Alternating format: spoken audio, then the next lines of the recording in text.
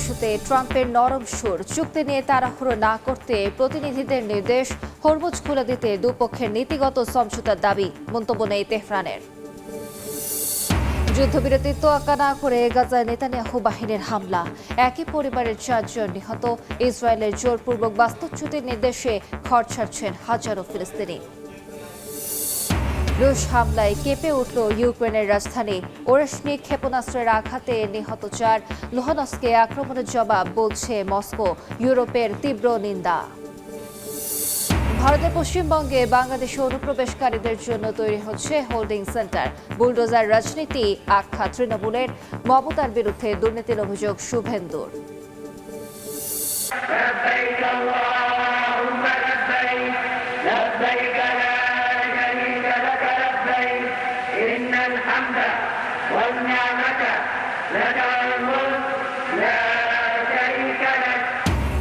পবিত্র হজের মূল আনুষ্ঠানিকতা শুরু। লাখো হাজির লাব্বাইক ধ্বনিতে মুখরিত তাবুনগরী মিনা। কুরআন তিলাওয়াত ও নফল ইবাদতে মশগুল মুসল্লিরা।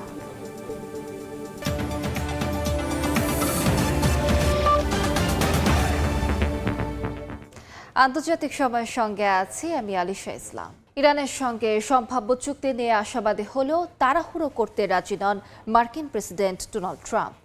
নিজ প্রতিনিধিদের চুক্তি নিয়ে কোনো ধরনের তাড়াহুড়ো না করার নির্দেশ দিয়েছেন তিনি। এদিকে হরমুজ প্রণালী পুনরায় খুলে দিতে ওয়াশিংটন তেহরানের নীতিগত সমঝোতা হয়েছে বলে জানিয়েছেন এক মার্কিন কর্মকর্তা। এমনকি ইরান উচ্চমাত্রায় সমৃদ্ধ ইউরেনিয়াম সরিয়ে ফেলতে বা ধ্বংস করতে প্রতিশ্রুতিবদ্ধ বলেও দাবি করা হয়েছে।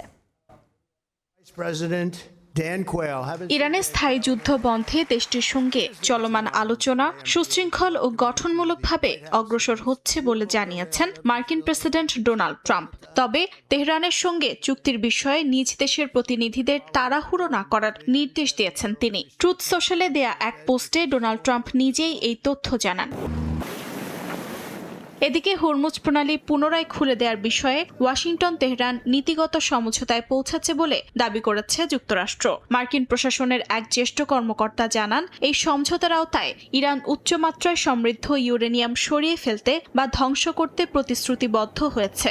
তবে কিভাবে এবং কখন সেই প্রক্রিয়া সম্পন্ন হবে তা এখনো চূড়ান্ত হয়নি। প্রস্তাবিত খসড়াটি বর্তমানে ট্রাম্প এবং ইরানের সর্বোচ্চ নেতা মোস্তফা খামেনির অনুমোদনের অপেক্ষায় আছে বলে জানা গেছে, যদিও এ বিষয়ে এখনো প্রকাশ্যে কোনো মন্তব্য করেনি তেহরান। মার্কিন সংবাদ মাধ্যম নিউ ইয়র্ক টাইমসের প্রতিবেদনে বলা হয়েছে, আলোচনায় অগ্রগতি হলেও সবচেয়ে বিতর্কিত বিষয়গুলো এখনও অমীমাংসিত। বিশেষ করে ইরান কিভাবে তার সমৃদ্ধ ইউরেনিয়াম হস্তান্তর বা নিষ্কাশন করবে তা নিয়ে স্পষ্ট সমাধান নেই। একই সঙ্গে ক্ষেপণাস্ত্র কর্মসূচি কিংবা ইউরেনিয়াম সমৃদ্ধকরণ পুরোপুরি বন্ধ করার মতো গুরুত্বপূর্ণ বিষয়ও এই চুক্তির বর্তমান খসড়ায় অন্তর্ভুক্ত হয়নি। এদিকে ট্রাম্প স্পষ্ট করে জানিয়েছেন, আনুষ্ঠানিক চুক্তি স্বাক্ষর ও কার্যকর না হওয়া পর্যন্ত হরমুজ প্রণালীতে মার্কিন নৌবাহিনীর অবরোধ বহাল থাকবে। ওয়াশিংটনের আশা, শুল্কমুক্তভাবে প্রণালী খুলে দিলে বৈশ্বিক জ্বালানি বাজারে স্থিতিশীলতা ফিরবে। উর্জিতা শেহজিন, সময় সংবাদ। যুদ্ধবিরতি লঙ্ঘন করে গাজায় আবারও হামলা চালিয়েছে ইসরায়েলি বাহিনী। এতে একই পরিবারের 4 জন নিহত হয়েছেন, যাদের মধ্যে 6 মাস বয়সী এক শিশুও ছিল। গাজার স্বাস্থ্য কর্তৃপক্ষ বলছে, যুদ্ধবিরতি শুরুর পর থেকে এখন পর্যন্ত প্রায় 900 ফিলিস্তিনিকে হত্যা করেছে দখলদার বাহিনী। এদিকে বাস্তুচ্যুতির নির্দেশে প্রতিনিয়ত ঘর ছাড়ছেন হাজারো ফিলিস্তিনি। যুদ্ধবিরতি ভেঙে গাজায় অব্যাহত রয়েছে ইসরায়েলি হামলা। স্থানীয় সময় রোববার উপত্যকার নুসাইরাত শরণার্থী শিবিরে বিমান হামলা চালায় দখলদার বাহিনী। এতে হতাহত হন বেশ কয়েকজন। গত বছরের অক্টোবর থেকে যুক্তরাষ্ট্রের মধ্যস্থতায় কার্যকর হওয়া যুদ্ধবিরতির পরও প্রায় প্রতিদিনই গাজা জুড়ে হামলা চালিয়ে যাচ্ছে ইসরায়েল। গাজার স্বাস্থ্য কর্তৃপক্ষ বলছে, যুদ্ধবিরতির সময়ও প্রায় 900 ফিলিস্তিনি নিহত হয়েছেন। গাজা সিটির সাংবাদিকদের তথ্য অনুযায়ী রোববারও জোরপূর্বক বাস্তুচ্যুতির নির্দেশের পর বহু পরিবার ঘরবাড়ি ছেড়ে পালাতে বাধ্য হয়। এদিকে গাজার পূর্বাঞ্চলে তথাকথিত ইয়েলো লাইন সামরিক বাফার জোনের ভেতরে বাড়িঘর ও বেসামরিক স্থাপনা গুড়িয়ে দেওয়ার অভিযানও চালিয়ে যাচ্ছে ইসরায়েলি বাহিনী। একই সঙ্গে দেইর আল বালা এলাকায় নতুন করে বিমান হামলায় হাসপাতাল সংলগ্ন এলাকায় ব্যাপক ক্ষয়ক্ষতি হয়েছে বলে জানা গেছে। 2023 সালের অক্টোবর থেকে শুরু হওয়া যুদ্ধে এখন পর্যন্ত 72,000-এর বেশি ফিলিস্তিনি নিহত হয়েছেন বলে জানিয়েছে গাজার স্বাস্থ্য মন্ত্রণালয়। অর্জিতা শেহজিন, সময় সংবাদ। রাশিয়ার ভয়াবহ ক্ষেপণাস্ত্র ও ড্রোন হামলায় কেঁপে উঠল ইউক্রেনের রাজধানী কিয়েভ। হাইপারসনিক ওরেশনিক ব্যালিস্টিক ক্ষেপণাস্ত্রের আঘাতে 4 জন নিহত হয়েছেন। আহত হয়েছেন অন্তত 60 জন। রুশ নিয়ন্ত্রিত অঞ্চলে কিয়েভের হামলার পাল্টা জবাব দিতেই এই অভিযান পরিচালিয়েছে মস্কো। এদিকে রুশ বাহিনীর এই আক্রমণের তীব্র নিন্দা জানিয়েছেন ইউরোপীয় নেতারা। ইউক্রেনের রাজধানী কিয়েভ সহ বিভিন্ন অঞ্চলে নজিরবিহীন ও ভয়াবহ ক্ষেপণাস্ত্র ও ড্রোন হামলা চালিয়েছে রুশ বাহিনী। স্থানীয় সময় রোববার ভোরে চালানো এই হামলায় শিশুসহ কয়েকজন নিহত হয়েছেন। পাশাপাশি আহত হন শতাধিক মানুষ। রুশ প্রতিরক্ষা মন্ত্রণালয় জানায়, হামলায় ব্যবহার করা হয়েছে পরমাণু সক্ষমতা সম্পন্ন ওরেশনিক হাইপারসনিক ব্যালিস্টিক ক্ষেপণাস্ত্র, ইস্কান্দার, কিনজাল এবং জিরকন ক্রুজ মিসাইল সহ শত শত ড্রোন। ইউক্রেনের বিমান বাহিনীর দাবি, রাশিয়া 600 ড্রোন এবং 90টি ক্ষেপণাস্ত্র ছোড়ে, যার বেশিরভাগই ভূপাতিত করা হয়েছে। ইউক্রেনের প্রেসিডেন্ট ভলোদিমির জেলেনস্কি সংবাদ মাধ্যম আল জাজিরাকে জানান, বেসামরিক ও সাংস্কৃতিক স্থাপনায় হামলা চালানো পাগলামি। হামলায় চেরনোবিল জাদুঘরও ক্ষতিগ্রস্ত হয়েছে বলে জানান তিনি। রুশ নিয়ন্ত্রিত লুহান্স্কে বিশ্ববিদ্যালয় ছাত্রাবাসে কিয়েভের হামলার জবাবে ভয়াবহ এই আক্রমণ চালানো হয়েছে বলে জানিয়েছে রাশিয়া। এদিকে মস্কোর এই হামলাকে ইউরোপীয় নেতারা ইউক্রেন যুদ্ধ আরও উস্কে দেওয়ার পদক্ষেপ হিসেবে দেখছেন। ফ্রান্সের প্রেসিডেন্ট ইমানুয়েল ম্যাক্রো এবং জার্মান চ্যান্সেলর ফ্রেডরিক মের্স রুশ হামলার তীব্র নিন্দা জানান। ইউরোপীয় ইউনিয়নের পররাষ্ট্রনীতি প্রধান অভিযোগ করেন, যুদ্ধক্ষেত্রে অচলাবস্থায় পড়ে রাশিয়া এখন শহরের কেন্দ্রগুলোকে লক্ষ্য করে সন্ত্রাসী হামলা চালাচ্ছে। বিশ্লেষকরা বলছেন, এই হামলা প্রমাণ করে উভয় পক্ষই শান্তি নয়, বরং আরও বড় মাত্রার সংঘাতের দিকে এগোচ্ছে। অর্জিতা শেহজিন, সময় সংবাদ। আসামে ডিটেনশন ক্যাম্পের আদলে কথিত অবৈধ বাংলাদেশিদের রাখতে ভারতের পশ্চিমবঙ্গে তৈরি হচ্ছে হোল্ডিং সেন্টার। কেন্দ্রীয় স্বরাষ্ট্র মন্ত্রণালয় থেকে এরই মধ্যে জেলা প্রশাসন ও পুলিশ সহ বিভিন্ন দফতরে পাঠানো হয়েছে নির্দেশনা। পশ্চিমবঙ্গে বিজেপি ক্ষমতায় আসার পরপরই রাজ্যে এমন পদক্ষেপকে বুলডোজার রাজনীতি বলে মন্তব্য করেছেন তৃণমূল নেত্রী মমতা বন্দ্যোপাধ্যায়। আর মুখ্যমন্ত্রী শুভেন্দু অধিকারীর পাল্টা অভিযোগ তৃণমূল কংগ্রেসের বিরুদ্ধে। বিস্তারিত জানাচ্ছেন সুব্রত আচার্য। আসামে এনআরসি প্রক্রিয়ার সময় সন্দেহভাজন অনুপ্রবেশকারীদের ডিটেনশন ক্যাম্পে রাখা নিয়ে বিতর্কে পড়ে মোদী সরকার। সেই বিতর্ক এড়াতে এবার পশ্চিমবঙ্গে কথিত অবৈধ বাংলাদেশি ও রোহিঙ্গা অনুপ্রবেশকারীদের রাখতে হোল্ডিং সেন্টার তৈরি করছে দেশটির স্বরাষ্ট্র মন্ত্রণালয়। 2 মে এই নির্দেশ জারি করা হলেও বিষয়টি রবিবারই প্রকাশ্যে আসে। তবে এ নিয়ে সরকারিভাবে কোনো মন্তব্য পাওয়া যায়নি। এমন একটা সময় এই নির্দেশনা জারি করা হলো যখন রাজ্যের বিধানসভা ভোটের আগেই ভোটার তালিকার নিবিড় সংশোধন বা এসআইআরে বাদ পড়েছে প্রায় 90 লাখ ভোটার। এ নিয়ে নির্বাচনের ফল প্রকাশের পর থেকেই আছে উদ্বেগ। এদিকে অবৈধ স্থাপনা উচ্ছেদের নামে নির্বিচারে বুলডোজার দিয়ে ভাঙা ও কুরবানির আগে পশু জবাই সংক্রান্ত বিধিনিষেধ ঘিরে বিজেপি সরকারের নানা সিদ্ধান্ত নিয়ে রাজ্য জুড়ে রয়েছে উৎকণ্ঠাও। এরই মধ্যে কলকাতা থেকে কাকদ্বীপ পর্যন্ত বিভিন্ন এলাকায় বিজেপি রাজ্য সরকারের অভিযানে তৃণমূল নেতাদের অবৈধ সম্পত্তিও ভাঙা হচ্ছে। ফেসবুক লাইভে এসে প্রাক্তন মুখ্যমন্ত্রী ও তৃণমূল নেত্রী মমতা বন্দ্যোপাধ্যায় বিজেপির বিরুদ্ধে বুলডোজারের রাজনীতির অভিযোগ তুলেছেন। আমি তো মনে করি তার প্রথমে জেলে যাওয়া উচিত। সারদা থেকে নারদা কোথায় নেই তিনি।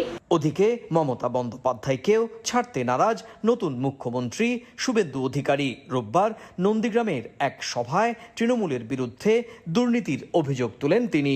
আপনাদের উন্নয়নের যে কাজগুলো মমতা ব্যানার্জি আটকে ছিলেন, যেমন আমি জল এনেছিলাম, উনি পাইপ বিছাতে দেননি। আমি রেল আনতে গেছিলাম, 6 একর জায়গা আটকে রেখে রেল লাইনকে সম্পূর্ণ করতে দেননি। এরই মধ্যে রোববার দক্ষিণ 24 পরগনার ফলতা বিধানসভায় পুনর্নির্বাচনে জয় পেয়েছেন বিজেপি প্রার্থী দিবাংশু পাণ্ডা। তিনি পান প্রায় 1.5 লাখ ভোট, আর মাত্র 7,500 ভোট পেয়ে জামানত হারান তৃণমূল প্রার্থী। সুব্রত আচার্য, সময় সংবাদ, পশ্চিমবঙ্গ, ভারত। আন্তর্জাতিক সময় আরও থাকছে। জাপানেও আতঙ্ক ছড়াচ্ছে হাম। চলতি বছর আক্রান্তের সংখ্যা ছাড়িয়েছে 400। টিকা হার কমে যাওয়া ও আন্তর্জাতিক ভ্রমণ বৃদ্ধির কারণ বলছেন বিশেষজ্ঞরা।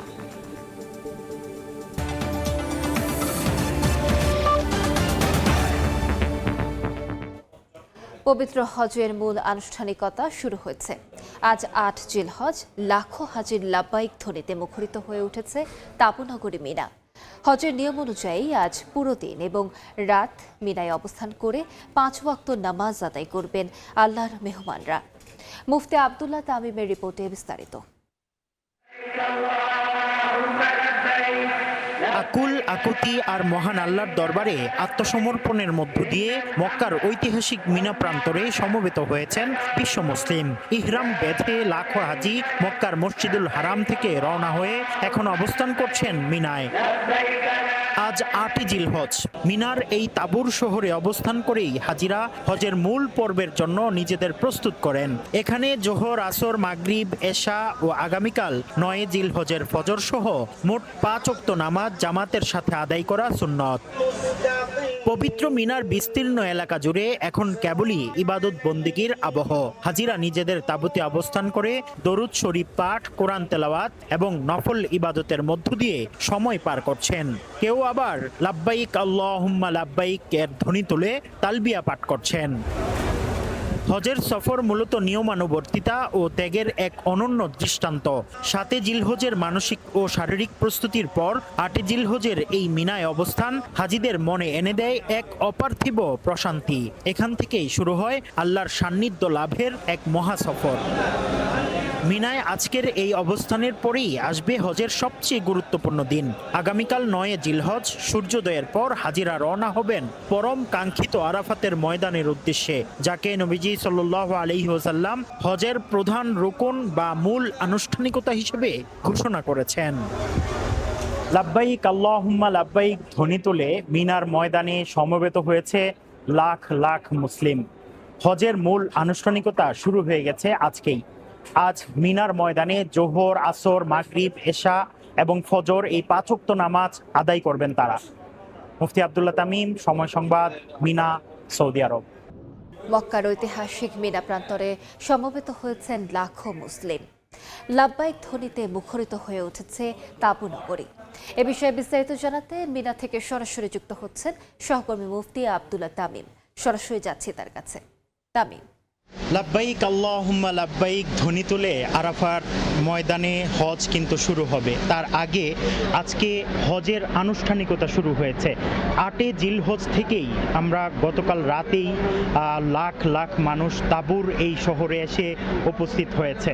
আজ জোহরের নামাজ, আসর, মাগরিব, এশা এবং ফজরের নামাজ এই মিনার তাবুতেই তারা আদায় করবেন। জিকির, আজকার, লাব্বাইক আল্লাহুম্মা লাব্বাইক ধ্বনি তুলে তারা এখানে সময় পার করছেন এবং ইবাদতে মগ্ন আছেন। তাহাজ্জুদ, প্রত্যেকটা নামাজ জামাতে আদায় করা সহ নানা ধরনের নফল ইবাদতে তারা লিপ্ত আছেন। তো হজের এই মৌসুমটা এক হাজিদের জন্য অত্যন্ত গুরুত্বপূর্ণ একটি বিষয়। আমরা জানি এবছর ৭৮,৫০০ জন হজযাত্রী বাংলাদেশ থেকে এখানে আসার সুযোগ পেয়েছেন এবং আমরা এটাও জানি যে এখন পর্যন্ত ২৮ জন বাংলাদেশি হজযাত্রী ইন্তেকাল করেছেন। তো আমরা যতটুকু জানতে পেরেছি বাংলাদেশ থেকে আগত হজযাত্রীদের জন্য চিকিৎসা সেবা থেকে শুরু করে হজ মিশন, বাংলাদেশ হজ মিশন অত্যন্ত গুরুত্বের সাথে এবার আধুনিকায়ন করা হয়েছে। চিকিৎসা সেবা সহ প্রত্যেকটা ব্যবস্থাপনা অত্যন্ত সুচারুরূপে করা হয়েছে। আমরা মিনার তাঁবুগুলো ঘুরে দেখেছি। আমরা এই মুহূর্তে যে জায়গাটায় দাঁড়িয়ে আছি, আমরা এখানে মিনার যে তাঁবুটা দেখতে পাচ্ছি যে এখানে যারা যারা আছেন প্রায় এখানে 370 জন মানুষ এখানে হজযাত্রীরা তারা এখানে উপস্থিত আছেন। তারা সকাল থেকেই তাহাজ্জুদ নামাজের পরে তারা এখানে জিকির আজকার তাহলিলের মাধ্যমে সময় গুজরান করছেন। তো আমরা জানি যে আজকে 8ই জিলহজের পরেই কিন্তু আরাফার ময়দানে 9ই জিলহজ, এটাই হচ্ছে হজের মূল কাজ। আমরা জানি নবী করিম সাল্লাল্লাহু আলাইহি ওয়াসাল্লাম বলেছেন আল হাজ্জু আল আরাফাতু, আরাফায় অবস্থানের মাধ্যমেই কিন্তু হজের মূল বিষয়টা, হজের মূল কার্যক্রম আরাফার ময়দানে। তার আগে আজকে আমরা 8ই জিলহজ এখানে অবস্থান করে মিনায়, আগামীকালকে ইনশাআল্লাহ আমরা আরাফার ময়দানে হজ, যে পবিত্র হজ 26শে মে পবিত্র হজ অনুষ্ঠিত হবে। তো এই ছিল আমার কাছে মিনার তাঁবু থেকে সবশেষ খবর। মিনা থেকে যুক্ত হয়েছিলেন মুফতি আব্দুল্লাহ তামিম। বাংলাদেশের মতো জাপানেও উদ্বেগের কারণ হয়ে দাঁড়িয়েছে হাম। 2015 সালে বিশ্ব স্বাস্থ্য সংস্থার কাছ থেকে হামমুক্ত স্বীকৃতি পাওয়া দেশটিতে চলতি বছর আক্রান্তের সংখ্যা এরই মধ্যে 400 ছাড়িয়েছে। স্বাস্থ্য বিশেষজ্ঞরা বলছেন, আন্তর্জাতিক ভ্রমণ বৃদ্ধি, কোভিড পরবর্তী টিকাদানের হার কমে যাওয়া এবং রোগ প্রতিরোধ ক্ষমতা কমে যাওয়ার কারণেই নতুন করে এই সংক্রমণ বাড়ছে। জাপান থেকে শাকিল মাহমুদের রিপোর্টে বিস্তারিত। জাপানের স্বাস্থ্য নিরাপত্তা ইনস্টিটিউটের তথ্য অনুযায়ী চলতি বছর এখন পর্যন্ত দেশটিতে হামে আক্রান্ত হয়েছেন 436 জন। এর মধ্যে সবচেয়ে বেশি রোগী শনাক্ত হয়েছে টোকিও ও আশেপাশের এলাকায়। স্বাস্থ্য মন্ত্রণালয়ের ধারণা, বিদেশ ফেরত যাত্রী ও বিদেশি পর্যটকদের মাধ্যমে ভাইরাসটি দেশটিতে নতুন করে ছড়িয়ে পড়েছে। জাপানে শিশুদের জন্য 2 ডোজের বিনামূল্যের হাম টিকা কর্মসূচি চালু থাকলেও কোভিড-19 মহামারীর পর থেকে দ্বিতীয় ডোজ টিকা গ্রহণের হার 95%-র নিচে নেমে গেছে। বিশেষজ্ঞদের মতে হাম প্রতিরোধে অন্তত 95% মানুষের টিকার আওতায় থাকা জরুরি। টিকাদানের হার কমে যাওয়ায় রোগ প্রতিরোধ ক্ষমতাও দুর্বল হয়ে পড়েছে। বিশেষজ্ঞরা বলছেন, বাংলাদেশে যেখানে শিশুদের সংক্রমিত হওয়ার ঝুঁকি বেশি, সেখানে জাপানে উদ্বেগের কেন্দ্রবিন্দুতে রয়েছেন বয়স্করা। সময়ের সঙ্গে টিকার কার্যকারিতা কমে রোগ প্রতিরোধ ক্ষমতা দুর্বল হয়ে সংক্রমণের ঝুঁকিও বাড়ে। পরিস্থিতি নিয়ন্ত্রণে রাখতে বয়স্কদের জন্যও সরকারি খরচে টিকাদান কর্মসূচি চালুর পরামর্শ দেওয়া হচ্ছে। জাপান থেকে মোহাম্মদ শাকিল মাহমুদ, সময় সংবাদ। আন্তর্জাতিক সময় আরো থাকছে। চীনের মহাকাশ অভিযানে নতুন অধ্যায়, শেনঝিউ 23 সফল উৎক্ষেপণ। 1 বছরের জন্য স্পেস স্টেশনে যাচ্ছেন নভোচারী, সবচেয়ে দীর্ঘমেয়াদের অভিযান বেইজিংয়ে। আতঙ্কের মধ্যেই কঙ্গোতে বাড়ছে স্বাস্থ্য কেন্দ্রে হামলা ও সহিংসতা। স্বজনদের মরদেহ ফেরত চেয়ে ক্ষুব্ধ জনতা চিকিৎসা কেন্দ্রের তাঁবুতে আগুন ধরিয়ে দিলে 18 জন সন্দেহভাজন ইবোলা রোগী পালিয়ে যায়। বিশ্ব স্বাস্থ্য সংস্থা সতর্ক করেছে, পরিস্থিতি নিয়ন্ত্রণে না এলে কঙ্গো, উগান্ডা ছাড়াও আশপাশের দেশগুলোতে ভয়াবহ আকারে ছড়িয়ে পড়তে পারে ভাইরাসটি। কঙ্গো প্রজাতন্ত্রের পূর্বাঞ্চলে ইবোলা মোকাবেলায় ব্যবহৃত স্বাস্থ্যকেন্দ্রগুলোতে একের পর এক হামলার ঘটনা ঘটছে।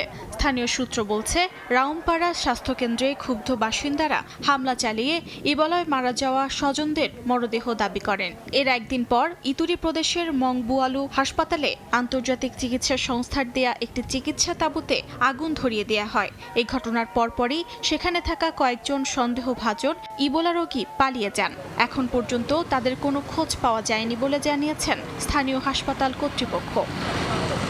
আন্তর্জাতিক মেডিকেল অ্যাকশন অ্যালায়েন্স জানায়, ইবোলার উপসর্গ নিয়ে মারা যাওয়া এক রোগীর মরদেহ নিরাপদ দাফনের প্রস্তুতির সময় উত্তেজনা ছড়িয়ে পড়ে। স্থানীয়দের অভিযোগ, চিকিৎসাকর্মীরা মরদেহ পরিবারের কাছে হস্তান্তর না করায় মানুষের মধ্যে সন্দেহ ও ক্ষোভ বাড়ছে। অনেকের বিশ্বাস, ইবোলায় মৃতদের মরদেহ নিয়ে চলছে ব্যবসা, তাদের অঙ্গ পাচারের আশঙ্কাও করা হচ্ছে। তবে কঙ্গোর স্বাস্থ্য মন্ত্রণালয় বলছে, ইবোলায় মৃত ব্যক্তির দেহ অত্যন্ত সংক্রামক হওয়ায় প্রশিক্ষিত দলের মাধ্যমেই দাফন সম্পন্ন করা জরুরি। কঙ্গোর স্বাস্থ্য মন্ত্রণালয়ের তথ্য অনুযায়ী ভাইরাসে আক্রান্ত হয়ে এখন পর্যন্ত 1.5 শতাধিক মারা গেছেন এবং 800-র কাছাকাছি সংক্রমণ শনাক্ত হয়েছে। পরিস্থিতি মোকাবেলায় গণজমায়েত সীমিতকরণ, জানাজা ও শোকসভা স্থগিতের পাশাপাশি মরদেহ স্থানান্তরে নিষেধাজ্ঞা জারি করা হয়েছে। অর্জিতা শেহজিন, সময় সংবাদ। আন্তর্জাতিক সময় পাকিস্তানের বেলুচিস্তান ও খাইবার পাখতুনখোয়ায় আলাদা হামলায় অন্তত 49 জন নিহত হয়েছেন। বেলুচিস্তানে সেনা সদস্যদের বহনকারী একটি ট্রেনে গাড়ি বোমা বিস্ফোরণে নিহত হন 24 জন। রোববার কোয়েটায় রেল সিগন্যাল পার হওয়ার সময় বিস্ফোরক ভর্তি একটি গাড়ি দিয়ে ট্রেনের বগিতে হামলা চালানো হয়। বিস্ফোরণে অন্তত 3টি বগি লাইনচ্যুত হয়, উল্টে যায় আরও 2টি। অন্যদিকে খাইবার পাখতুনখোয়া প্রদেশে নিরাপত্তা বাহিনীর সঙ্গে সশস্ত্র গোষ্ঠীর বন্দুকযুদ্ধে 25 জন নিহত হয়েছেন, আহত হয়েছেন বেশ কয়েকজন। নিহতদের মধ্যে 2 পুলিশ সদস্য ও 2 বেসামরিক নাগরিকও রয়েছেন। দেখছেন আন্তর্জাতিক সময়। আগামী 27 মে ইতালিতে উদযাপন করা হবে মুসলিম বিশ্বের অন্যতম বড় ধর্মীয় উৎসব পবিত্র ঈদ উল আজহা। দিনটিকে ঘিরে দেশটিতে বসবাসরত প্রবাসী বাংলাদেশিরা নিচ্ছেন প্রস্তুতি, বুকিং দিচ্ছেন কোরবানি পশুর। ইতালি থেকে হাসান মাহমুদের রিপোর্ট। ঈদ সামনে রেখে ইতালির বিভিন্ন শহরের বাংলাদেশি মার্কেট ও শপিং সেন্টারগুলোতে বেড়েছে ক্রেতাদের ভিড়। নতুন পোশাক, খাদ্য সামগ্রী ও ঈদ উপহার কেনায় ব্যস্ত সময় পার করছেন প্রবাসীরা। অনেকে কুরবানির পশু কিনতে যাচ্ছেন খামারে, আবার কেউ কেউ বুকিং দিচ্ছেন মাংসের দোকানে। আমার বাঙালি ভাই বেড়াদার আরবিয়ান আছে, ইজিপশিয়ান আছে, পাকিস্তানি আছে, তো সবাই এই দেশে কুরবানি দিচ্ছে। কোরবানির অর্ডার আসতেছে, প্রচুর অর্ডার আসতেছে। আশা করি সামনে আরও ইনশাআল্লাহ কোরবানির অর্ডার আরও বেশি আসবে। দেশের মতো না হলেও ঈদ উদযাপন করে থাকি, আত্মীয় স্বজনকে মিস করি, তারপরেও বিদেশের মাটিতে সবাই মিলে আনন্দ উপভোগ করে থাকি। ইতালির স্থানীয় নিয়ম মেনে নির্ধারিত কসাইখানায় কোরবানির প্রস্তুতি নেওয়া হচ্ছে। এছাড়া তৈরি পোশাকের দোকানগুলোতেও ভিড় বাড়ছে ক্রেতাদের। শেষ মুহূর্তের কেনাকাটায় ব্যস্ত অনেকেই। ইতালিতে বসবাসকারী 17 লাখ মুসলমান ঈদ উল আজহা উদযাপন করবেন। এর মধ্যে বাংলাদেশি রয়েছে প্রায় 1,80,000। ঈদের প্রধান জামাত অনুষ্ঠিত হবে রাজধানী রোমের ভিক্টোরিয়া পার্কে। এছাড়া বিভিন্ন মসজিদেও ঈদের জামাত হবে। প্রবাস জীবনের ব্যস্ততা আর দূরত্বের মাঝেও ঈদকে ঘিরে প্রবাসী বাংলাদেশিদের আবেগ ও ভালোবাসা যেন কমেনি একটু। পরিবার থেকে দূরে থেকেও একে অপরের সঙ্গে আনন্দ ভাগাভাগি করে নিতে প্রস্তুত সবাই। ইতালির রোম থেকে হাসান মাহমুদ, সময় সংবাদ। ঈদ উল আজহা উপলক্ষে দক্ষিণ আফ্রিকায় জমে উঠেছে পশু কেনাবেচা। কৃষি প্রধান দেশটির গ্রামগুলোতে অসংখ্য ফার্মে গরু, ছাগল, ভেড়া, মহিষ লালন পালন করেন প্রবাসী বাংলাদেশিরা। দক্ষিণ আফ্রিকা থেকে বিস্তারিত জানাচ্ছেন মিজানুর রহমান রাসেল। দক্ষিণ আফ্রিকায় 2% বেশি মুসলমানের বসবাস।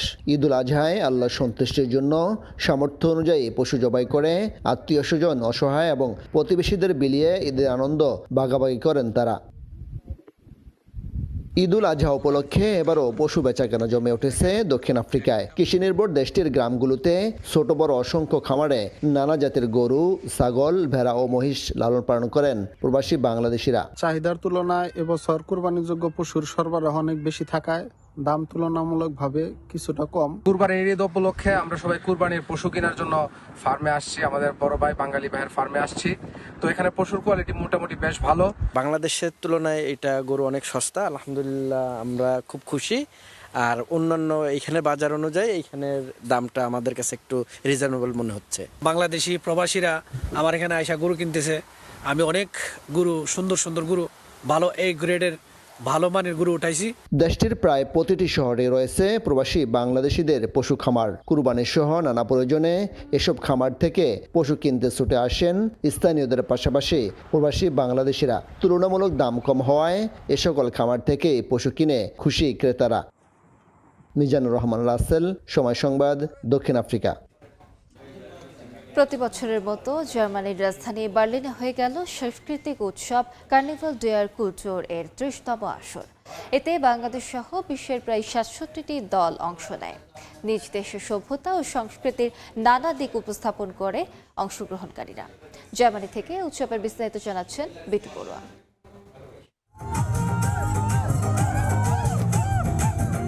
বর্ণবাদের বিরুদ্ধে সোচ্চার, ঐক্য ও মানুষে মানুষের সম্প্রীতি বাড়ানোর বার্তা দিয়ে জার্মানির বার্লিনে অনুষ্ঠিত হল ঐতিহ্যবাহী বিশ্ব পথ সংস্কৃতির উৎসব কার্নিভাল ডেয়ার কুলচুরের 30তম আসর। এই উৎসবে বরাবরের মতোই ছিল বাংলাদেশের আবহমান শিল্প ও সংস্কৃতির ছোঁয়া। উৎসবে সামিল হয় জার্মানিতে প্রবাসীদের সামাজিক ও সাংস্কৃতিক সংগঠন বেঙ্গালিশ কালচারাল ফোরাম। এ সময় প্যারেডে বাংলার ঐতিহ্যবাহী গান ও নৃত্যে প্রবাসী তরুণ তরুণীদের সাথে যোগ দেন স্থানীয় জার্মানরাও। প্রতি বছরের মতো এবারও আমরা চেষ্টা করেছি বাংলাদেশকে বিশ্ব দরবারে একটি অসাম্প্রদায়িক দেশ হিসেবে উপস্থাপন করতে। বাংলাদেশ আমাদের অন্তরে, বাংলাদেশকে আমরা কখনোই ভুলি নাই। ধন ধান্যে পুষ্পে ভরা আমাদের এই বসুন্ধরা। এবারের কার্নিভালে অংশ নিতে বাহারি পোশাকে আর অপরূপ সাজে হাজির হয়েছিল বিশ্বের বিভিন্ন দেশ থেকে আগত প্রায় ৬,০০০ সংস্কৃতি কর্মী। প্রবাসীদের নিয়ে এই উৎসবে অসাম্প্রদায়িক বাংলাদেশ গড়ে তোলার পাশাপাশি দেশের সংস্কৃতি তুলে ধরার প্রত্যয় ছিল সবার কণ্ঠে। এখানে সব ধর্মের, সব বর্ণের মানুষ একসাথে আমরা মিলেমিশে একত্রিত হই বাংলা সংস্কৃতিকে, বাংলা গানকে বিশ্বের দরবারে পৌঁছে দেওয়ার জন্য। উৎসব জুড়ে নিরাপত্তা নিশ্চিত করতে পেরে খুশি সংশ্লিষ্টরাও। জার্মানিতে সংস্কৃতির মহা উৎসব কার্নিভাল ডেয়ার কুলটুয়ারে একটি সফলতম বছর পার করল বাংলাদেশি প্রবাসীরা। দেশ কিংবা বিদেশে ধর্ম বর্ণ নির্বিশেষে বাংলাদেশের অসাম্প্রদায়িক লোকজ সংস্কৃতি ছুটে যাবে এবং থেকে যাবে প্রজন্ম থেকে প্রজন্মে, এমন প্রত্যাশা ছিল সকলের। জার্মানির বার্লিন থেকে বিটু বড়ুয়া, সময় সংবাদ। দেখছেন আন্তর্জাতিক সময়, সঙ্গেই থাকুন। দেখছেন আন্তর্জাতিক সময়। ফ্রান্সে ব্যাপক উৎসাহ উদ্দীপনার মধ্য দিয়ে হয়ে গেল অষ্টম ঈদ বাণিজ্য মেলা। নারী উদ্যোক্তাদের স্বতঃস্ফূর্ত অংশগ্রহণে আয়োজিত এই মেলায় স্থান পায় শতাধিক স্টল, যেখানে বাংলাদেশ ঐতিহ্যবাহী হরেক রকমের খাবার দাবারের পাশাপাশি ছিল বাহারি পোশাকের সমাহার। ফ্রান্সের এই ঈদ বাণিজ্য মেলা নিয়ে আরও জানাচ্ছেন মোহাম্মদ লুৎফুর রহমান বাবু। পবিত্র ঈদ উল আজহাকে সামনে রেখে অষ্টমবারের মতো ফ্রান্সে ঈদ বাণিজ্য মেলা ঈদ বাজার অনুষ্ঠিত হয়। রাজধানী প্যারিসের ঐতিহাসিক রিপাবলিক চত্বরে সকাল থেকে সন্ধ্যা পর্যন্ত এই মেলা অনুষ্ঠিত হয়। বরাবরের মতো অভিবাসীদের নিয়ে কাজ করা সংগঠন সলিদারিটি আজ ফ্রান্স সাফ এই মেলার আয়োজন করেছে। এদিকে বেলা বাড়ার সাথে সাথে মেলায় উপস্থিতির সংখ্যাও বাড়তে থাকে। প্রবাসী বাংলাদেশিদের পাশাপাশি মেলায় বিনদেশিদের উপস্থিতিও ছিল চোখে পড়ার মতো। মূলত নারী উদ্যোক্তারাই এই মেলায় অংশগ্রহণ করে থাকেন। মেলার স্টলগুলোতে দেশীয় পোশাকের পাশাপাশি নানা বাহারি রকমের সুস্বাদু খাবারও ছিল। এদিকে আয়োজকরা জানিয়েছেন ভবিষ্যতেও তাদের এই মেলার আয়োজন অব্যাহত রাখবেন। আর মেলায় অংশগ্রহণকারী নারী উদ্যোক্তারা বিক্রি নিয়ে সন্তুষ্টির কথা জানিয়েছেন। এবার ঈদে দেখা যাচ্ছে যে অনেক মানুষের ভিড়, সকাল 10টা থেকেই এত মানুষের ভিড়। আমরা এখানে আছি মেহেদি নিয়ে। আমার প্রতিষ্ঠানে আমি ট্রেনিং গুলাও করাই। ভালোই সারা পাচ্ছে আমাদের ই কমার্স। সো আমাদের এখানে অনেক ভ্যারাইটিস ড্রেস আছে, তো অনেক সুন্দর কালেকশন আছে পাকিস্তানি। খুবই সারা পাচ্ছি। বাংলাদেশের সংস্কৃতি যে এভাবে আসলে সবাই গ্রহণ করবে, আমার মানে আনবিলিভেবল। নারী উদ্যোক্তা যারা রয়েছে এখান থেকে কিন্তু তাদের পথ চলাটা শুরু হয়ে থাকে, তারপরে কিন্তু তারা এখানে স্টোর দিয়ে থাকে, ভিন্ন ভিন্ন কাজ তারা করে থাকে। আমাদের কাছেও ভালো লাগে এবং ভবিষ্যতে আমরা এটাকে আরো চালিয়ে নিয়ে যাবো, আরো বড় করার পরিকল্পনা হচ্ছে। মেলায় যে কোনো ধরনের অপ্রীতিকর ঘটনা এড়াতে উপস্থিত ছিল আইন শৃঙ্খলা রক্ষাকারী বাহিনীর সদস্যরাও। আর মেলায় বিভিন্ন ধরনের খেলাধুলার আয়োজনও ছিল। নারী শিশুদের পাশাপাশি পুরুষরাও এই খেলায় অংশগ্রহণ করেছেন। এবারের মেলায় শতাধিক স্টল নিয়ে নারী উদ্যোক্তারা অংশগ্রহণ করেছেন। তবে ভবিষ্যতে এই মেলার পরিধি আরো বাড়ানো হলে আরো নারী উদ্যোক্তারা এমন মেলায় অংশগ্রহণ করতে পারবেন, যেখান থেকে তারা অর্থনৈতিকভাবে লাভবান হবেন। রাজধানী প্যারিসের ঐতিহাসিক রিপাবলিক চত্বরের ঈদ বাণিজ্য মেলা থেকে মোহাম্মদ লুৎফুর রহমান বাবু, সময় সংবাদ। চীনের মহাকাশ অভিযানে যুক্ত হলো নতুন অধ্যায়। সফলভাবে উৎক্ষেপণ করা হয়েছে শেনঝৌ 23 মহাকাশযান। 3 নভোচারীকে নিয়ে তিয়ানগং স্পেস স্টেশনের পথে যাত্রা শুরু করেছে বেজিংয়ের নতুন মানব মিশন। তাদের একজন সেখানে পুরো 1 বছর অবস্থান করবেন। চীনের জিউকুয়ান স্যাটেলাইট উৎক্ষেপণ কেন্দ্র থেকে স্থানীয় সময় রোববার গভীর রাতে উৎক্ষেপণ করা হয় শেনঝৌ 23 মহাকাশযান। লং মার্চ 2F রকেটের মাধ্যমে যাত্রা শুরু করা মহাকাশযানটি উৎক্ষেপণের প্রায় 10 মিনিট পর সফলভাবে নির্ধারিত কক্ষপথে প্রবেশ করে। পরে এটি তিয়ানগং স্পেস স্টেশনের সঙ্গে স্বয়ংক্রিয় ডকিং প্রক্রিয়ায় অংশ নেবে। এই মিশনে রয়েছেন 3 নভোচারী, কমান্ডার ঝু ইয়াংঝু, ঝ্যাং জিওয়ান এবং লাইকা ইং। চীনের মহাকাশ কর্তৃপক্ষ জানায় সবাই সুস্থ আছেন এবং পুরো উৎক্ষেপণ প্রক্রিয়া সফলভাবে সম্পন্ন হয়েছে। বিশেষভাবে আলোচনায় রয়েছেন লাইকা ইং, কারণ তিনি হংকং বিশেষ প্রশাসনিক অঞ্চল থেকে মহাকাশে যাওয়া প্রথম নভোচারী। শেনঝাও 23 মহাকাশযানটি তিয়াঙ্গং এর তিয়ানহে কোর মডিউলের রেডিয়াল পোর্টে সংযুক্ত হবে। এরপর শেনঝাও 21 দলের সঙ্গে দায়িত্ব হস্তান্তরের কাজ শেষ করে নতুন ক্রুরা তাদের মিশন শুরু করবেন। এবারের মিশনে একজন নভোচারী একটানা 1 বছর মহাকাশে অবস্থান করবেন, যা আগের শেনঝাও মিশনগুলোর তুলনায় দ্বিগুণ সময়। চীনের মানব মহাকাশ কর্মসূচির এটি 40তম ফ্লাইট এবং তিয়াঙ্গং স্পেস স্টেশনের পূর্ণাঙ্গ পরিচালনা পর্যায়ে যাওয়ার পর যুক্তরাষ্ট্র ও রাশিয়ার পাশাপাশি নিজস্ব স্থায়ী মহাকাশ স্টেশন পরিচালনায় সক্ষমতা দেখিয়ে বৈশ্বিক মহাকাশ প্রতিযোগিতায় নিজেদের অবস্থান আরও শক্ত করছে বেইজিং। অর্জিতা শেহজিন, সময় সংবাদ। আন্তর্জাতিক সময়ের শীর্ষ সংবাদগুলো জানিয়ে দিচ্ছে আরেকবার। ইরান ইস্যুতে ট্রাম্পের নরম সুর, চুক্তি নিয়ে তাড়াহুড়ো না করতে প্রতিনিধিদের নির্দেশ, হরমুজ খুলে দিতে দুপক্ষের নীতিগত সমঝোতার দাবি, মন্তব্য নেই তেহরানের। ভারতের পশ্চিমবঙ্গে বাংলাদেশে অনুপ্রবেশকারীদের জন্য তৈরি হচ্ছে হোল্ডিং সেন্টার। বুলডোজার রাজনীতি আখ্যা তৃণমূলের, মমতার বিরুদ্ধে দুর্নীতির অভিযোগ শুভেন্দুর।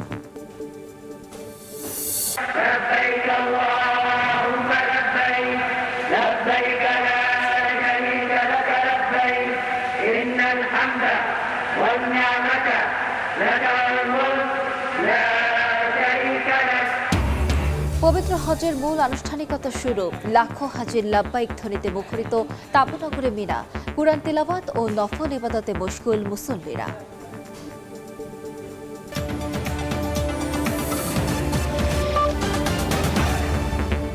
এই ছিল আন্তর্জাতিক সময়। এরপর সকাল 10টার সময় সংবাদ নিয়ে সঙ্গে থাকবেন মাহাদি ইসলাম ধ্রুব। আলিশা, আপনাকে ধন্যবাদ। সকাল 10টার সময় সংবাদ নিয়ে আসছে কিছুক্ষণ পর, সঙ্গেই থাকুন সময়।